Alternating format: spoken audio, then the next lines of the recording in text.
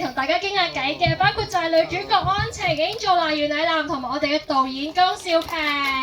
大家好，大家好。我係 Angela 袁澧嵐，咁好開心。其實今日咧係我呢個電影上映咗2-3個禮拜以嚟，我第一日係可以出嚟同大家交流，咁好開心。咁呢個院好細啦，我哋可以傾下偈，或者聽下大家嘅諗法，或者大家有啲咩對於個電影嘅劇情啊，或者剪接啊，或者個 setting 咧有咩問題都會可以問我哋，因為我哋帶咗一顆真誠嘅心嚟，希望可以同大家即係解答到大家嘅問題。導演有冇啲咩想同大家講下先啊？多謝大家嚟啦，我係小平，係呢套戲嘅導演，多謝大家今日係星期日願意買飛嚟睇我哋套戲啦，多謝晒。咁啊係啦，大家傾下偈啦，我哋有10分鐘左右啊嘛。冇錯。即係我講嚟講去都係嗰啲，所以我哋寧願大家傾下偈仲好。好，我哋仲要備咗啲禮物送俾大家嘅，就係有2位親筆簽名嘅電影海報。我哋係咪10分鐘呢度？我哋10分鐘度係啦，陣間我哋仲可以喺出邊同大家影相嘅，但我哋可以傾偈，我哋就可以喺呢度傾咗先。係，好。有冇人有問題啊？我係啊。好。就咁啦，唔使講件衫啦，就咁啦。好啊，咁我哋好你有咩分享或者有咩問題可以問我哋啊？要補翻影相啊佢。導演認得我特登買多張飛嚟多謝攞你張 poster 嘅嚇。我睇咗2次我講完整啊，因為有陣時你都知同啲 friend 出入啊，即係或者佢話即係遲咗入場啊。我完整係睇咗2次粵語版同2次國語版嘅。咁我覺得粵語版就我係明啲啦，同埋咧我都覺得如果係大戲院啲喺後邊睇咧好靚嘅，嗰個畫面咧好靚㗎，即係嗰度咁我諗導演自己都講啦，你個古仔要睇到幾次先，即係會越嚟越明啊咁樣啦。我特別想問咧，因為我其中咧有同朋友咧一齊睇完之後咧，即係傾閒偈咧，佢話而家套戲咧就用 Angela 嘅角度咧嚟睇許光漢嘅成長，或者佢同Angela 之間嘅關係啦。我有朋友都有問啦，可唔可以其實會唔會用許光漢嗰個 angle 會好啲？因為用許光漢咧，你個故仔就會好慘啦。即許光漢不斷喺度等 Angela 嚟啊嘛。我啊唔識寫故仔或者編故仔，亦都有冇可能係兩邊嘅咧？即係一方面又睇到 Angela， 即係嗰個隔幾日去，哇！原來佢大個咗咁多，但係即係嗰個情喺度，但係倒翻轉的話，即係許光漢又好慘地等到Angela 咯。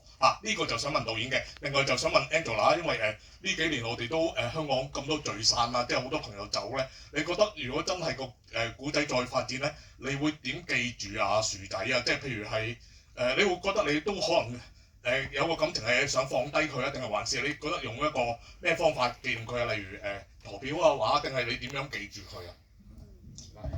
喂，首先多謝你咁支持我哋啊！喂，金主嚟嘅，大客㗎，多謝你。咁講下笑嘅，多謝你。大客。咁即係我哋個票房已經貢獻咗好成10%咁，多謝你，講下笑。咁其實你啱啱講嗰個，其實我哋喺創作嘅 moment 嘅時候，其實係做咗好多可能性嘅。即係講真，我哋成個 narration 嘅方法，我哋都試過即係我哋自己都試過。可能我都有試過一個版本係即係可能係一個上帝視角啲嘅，即係我哋就咁樣即係跟，可能係相對你好似你咁樣講，可能係跟住薯仔嘅角色多啲嘅咁樣去。咁我哋都試過，譬如話我哋嘅時間線可能係我哋即係真係會出晒 flip 咁樣係第幾日咁樣去，咁其實可能性係好多嘅，即係特別係呢個故仔，你個可能性更加多。咁但係不過我哋最尾去係一個選擇咯，即係最尾我哋就選擇咗用一個安晴嘅角度去講呢個故仔，因為我自己比較，即係可能我哋去到最尾，我會覺得好似有一個 narrator 喺呢個故仔度，好似有一個 narrator 去講薯仔嘅故事，會係比較好啲。咁而呢個 narrator 我哋都有諗過，會唔會係巧兒咧？會唔會係 Julian 咧？咁但係去到最尾，我哋就即係再喺度寫緊嘅時候，咁覺得係有安晴嘅角度去做呢個 narrator 去講呢個故仔係最好嘅一個選擇咯。即係睇我同監製嘅決定咁樣一個選擇咯，我覺得係。咁跟住我嗰個問題答嘅，跟住就係你嗰個。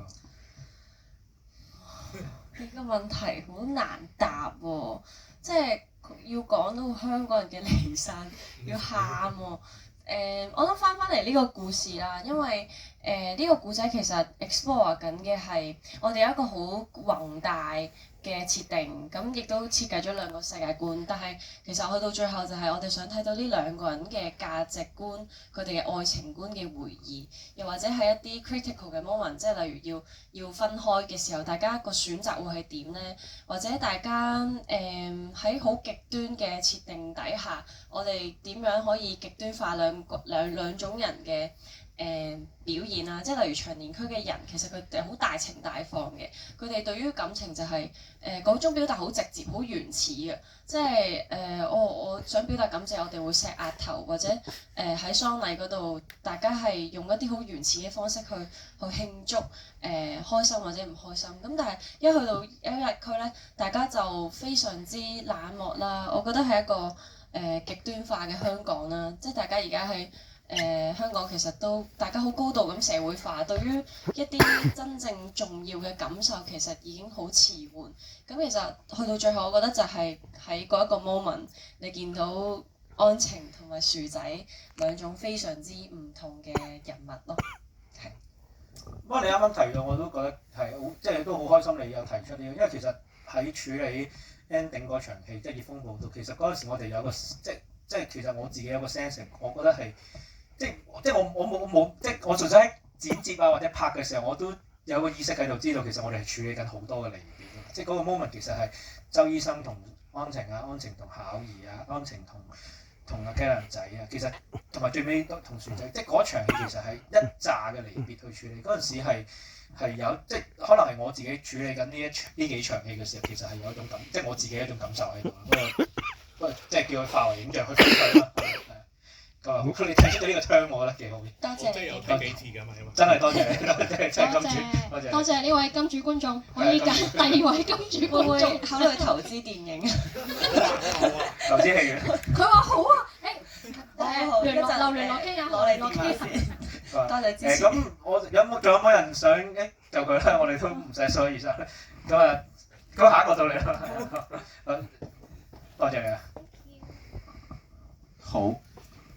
咁我都係唔係第一次睇，咁今次就睇多咗啲美子啊嗰啲，我即係我有做少少功課，就係龔導演都有跟動作嗰啲電影㗎嘛，以前係咪？我都拍好多，因為發現啲鏡頭好準，即係好 technical， 好 sharp 啊，好犀利啊！咁美子係好好睇啦，即係文念中先生啦。OK， 咁呢個讚賞先啦。咁我哋問題就係俾兩位都可以答嘅。咁因為成個故事嘅 timeline 其實就係喺安晴嘅角度出發啦，冇錯咁講。咁再加上一啲插敘，咁基本上都好順暢啦。咁但係安晴嗰個情緒轉變就係由比較冷同埋壓制住啦，佢 gradually 就係心動開始慢慢會感性啲啦，到最後都係錯過咗㗎。咁但係咁多時間插敘同埋你哋拍嘅時候，你唔係順住拍㗎嘛？唔係順拍。你同埋啲景好難攞㗎嘛？好似話啲 permit， 你呢度拍完嗰度拍完，但係你剪完之後，我發現都係好 consistent 喎，即係我都仍然即係你要安晴嗰個表情控制啊，好穩定咁見到，哎呀佢開始有少少唔捨得啊，佢開始觸動。我想知喺控制情緒啊、面部處理啊、即係表情處理啊，係咪要壓好多啊？係咪？兩位點睇啊？我回應翻，首先多謝你支持我哋，同埋多謝你嘅 comment。咁啊當然啦，攝影嗰邊即係個功勞一定唔係我啦，即係唔止我，即係嗰件事係一定係攝影師 Derek 啱啱我哋今日啱啱坐車仲喺度傾戲，即係其實 Derek 係一個即係我哋即係佢都係咁啱都係觸電嘅攝影師嚟，即係咁啱同期有兩套戲都係佢。咁我覺得 Derek 係一個非常好嘅攝影師啦，即所以其實今次我都好開心，因為我正式同佢合作係今套戲。我哋之前曾經係一套台灣嚟香港拍嘅戲，短暫拍3日。我認識佢，我做副導演，咁佢做攝影師，我喺嗰度同佢認識。因為嗰次咧好印象深刻就係咧快到，即係我哋拍又係冚冚聲啦，即係喺香港拍戲都係冚冚聲，係快到我覺得我自己咧其實已經好快嘅，即係佢係快到我都要撈一撈佢嘅鏡頭係點樣。咁嗰次即係我覺得 Derek 係一個好專注喺現場嘅人，真係好單純地喺現場就係拍戲，所以今次同佢合作都好開心，好開心有揾到一個咁夾嘅一個攝影師。咁啊，所以啱啱個 credit 我都要俾翻攝影師啦。跟住就係講翻個 timeline 嗰啲，咁其實我諗我哋之前即係咁啱有個機會，我哋都有圍讀啦，咁同埋我哋都有完整劇本去拍。咁我諗其實即係我諗喺演繹上嘅話，即係都係咯個 credit 應該係啲演員嗰方面，即係佢哋自己去拿捏嗰個即係即係可能慢慢去釋放嗰樣嘢。咁調翻轉，即係我哋都成日喺度講，可能今次即係我嘅選擇就係希望即係安晴呢個角色其實唔想佢太多。即係太容易就好容易就俾得好多，即係我會覺得留翻，即係我一直覺得佢真正嘅爆發位係應該要留翻嚟喺 ending 佢，即係 ending 嗰兩場，一場就喺碼頭嘅分別係最勁嘅。咁啊 even 係去到再三即係嗰個熱風暴翻嚟嘅時候，相對地嗰度其實已經過咗最高嘅爆發位，佢嗰邊其實已經唔係即係唔係想追求哇我哋要爆到一個情緒大爆炸咁樣嗰啲，即係唔係想要嗰種演繹咯。咁呢個可以交翻俾安晴睇下有冇啲咩睇法？我一開始收到劇本，我哋都有啲討論啦，就係以安晴佢嗰個對愛情嗰個 sense 係咪真係咁遲緩啊？因為即係優日區嘅人係咪真係咁樣？咁我後尾就發現原來導演真係好想 explore 嗰種即係喺碼頭分別嗰個後悔，一個錯過咗，即係 delay 係錯過咗呢個感覺。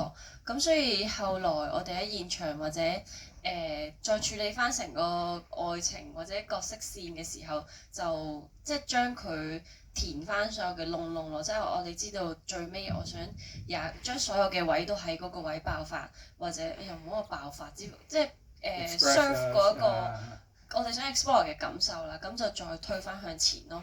咁你話 timeline 嗰樣嘢，其實我份劇本，因為我又發現咧，我個劇本係超多 notes 嘅，因為即係我同周醫生係每一次都會過去優日區啦。咁首先就係有一個插敘嘅寫法啦，咁再加上我哋係真係每一場都寫今次見到嘅薯仔係幾多日之後佢係幾多歲，而每一個人佢哋係幾多歲。咁有時咧一翻去今日咧，其實佢哋就係變咗可能50歲咁，咁我哋係有一個好，我哋有一個 timeline， 其實我哋係有，我哋拍嘅時候已經係有一個好完整。我呢期我都仲喺度諗緊，即係我有傾過係咪將呢個 timeline 不如即係 share 出嚟俾大家，如果跟唔到嘅話都可以睇下。即係呢個我都仲掙扎緊，即係諗緊。即係總之我哋有一個好完整嘅 timeline，即係其實講緊13歲嘅薯仔，即係 day one，即係我哋 day 幾咁樣，即係阿薯仔係幾多歲咁。even 我哋每日嘅 call 即係 call sheet，我哋嘅導演單其實都有寫到話其實薯仔係幾多歲㗎？係長期都要翻去睇翻嗰一個表咯，因為有時咧小鴿子唔係每一日都出發嘅，有時又隔咗幾日，咁所以佢可能又大，即係唔係大1歲而係大可能4、5歲，咁然後有7日就冇辦法過去啦，然後佢又暈咗7日啦，咁所以呢一啲嘅好硬嘅資料 hard facts 係好幫助到嘅。因為係咯，即係佢就係一啲 information，令到你知道你而家望緊嘅人，即係雖然因為嗰個係同一個光漢啊，即係40歲嘅光漢啫，但係你係需要知道而家我望緊嘅係一個40歲嘅光漢，因為除咗你拍佢之外，其實都透過你點樣睇佢去 storytell 緊實質，即係個 information 係其實係咁樣去拍出嚟咯。其實即係喺現場，譬如光漢佢都有時佢都會提翻，即係佢都會有佢嘅判斷。因為譬如有一場戲換衫嗰場咧，即係佢哋去到考，即係去咗翻咗屋企話，即係借考依啲衫換衫嗰一場。其實嗰陣時我現場我初頭有諗過係咪即係光漢同阿巧兒，即係同巧兒嗰個氛圍會再黑，即係會同阿巧兒會玩得癲少少咁樣。但係後尾嗰陣時我好記得係現場光漢喺度，其實我呢個年紀已經相對地可能大個咗啲嘅咯喎，咁可能會唔會仲係做啲咁幼稚嘅嘢？咁係喎，你又啱。咁所以本身我係即係本身即係分享，即係嗰時有諗過，即係咪有個番薯？咁嗰陣時有諗緊係咪執佢食番薯？即係玩到咁癲，但係後尾即係反而係光漢咪拉翻，或者佢覺得嗰陣時佢覺得即係呢個角色唔應該再咁幼稚。咁我覺得係喎，咁所以我哋就收翻。所以呢方面嘅 credit 真係俾翻演員嗰邊幫手咯。係啊。好，我哋時間問題就最尾一題。頭先個朋友。我就想問 Angela，因為之前我就我有睇就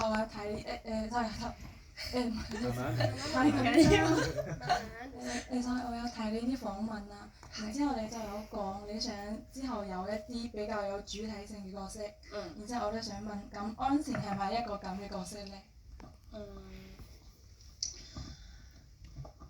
我如果記得啱嘅話，我喺訪問裡面好想接一啲角色咧，佢係好知道自己諗乜嘅。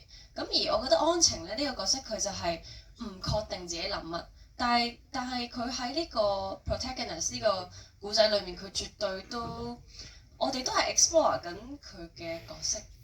等我諗下點答先。我諗佢係一個唔清楚嘅狀態啦，因為佢好想做醫生。然後喺原本嘅劇本裏面咧，其實安晴咧係有一個男朋友嘅，所以呢一個都導致點解佢對於一個新嘅愛情來臨或者新嘅愛情嘅感受咁遲緩嘅一個好大嘅原因。我反而覺得安晴，我哋最想喺呢個角色度睇到嘅就係休日區嘅人係點樣諗嘢咧，又或者佢對比長年區之於長年區嘅人嘅嗰種愛情觀，而安晴又係點樣咧？即係想透過佢見到兩個世界嘅分別咯，同埋一啲愛情觀嘅相差咯。導演有冇啲？因為兩條線其實係即兩個，即兩呢個今次即你問我呢個古仔其中一個好玩嘅地方就係即兩條線，一個係一個即一生人一輩子嘅愛情，但係另外一個可能只係一陣間一陣子嘅一個愛情。咁就係即透過呢個咁嘅 set up 去擺低，即佢哋兩個人嘅感受係完全唔同而產生嘅矛盾咯。係即呢個古仔係咁樣，即大概係咁。同埋我覺得係一個 journey 咯，即係可能一開始佢本身佢都可以過得好好，佢都可以成為醫生，佢都可以繼續過佢嘅日子。但係個故事就係講，當你有一樣新嘅刺激進入嚟佢嘅生命，咁其實係一個打亂嚟嘅喎，即係你重新要面對翻。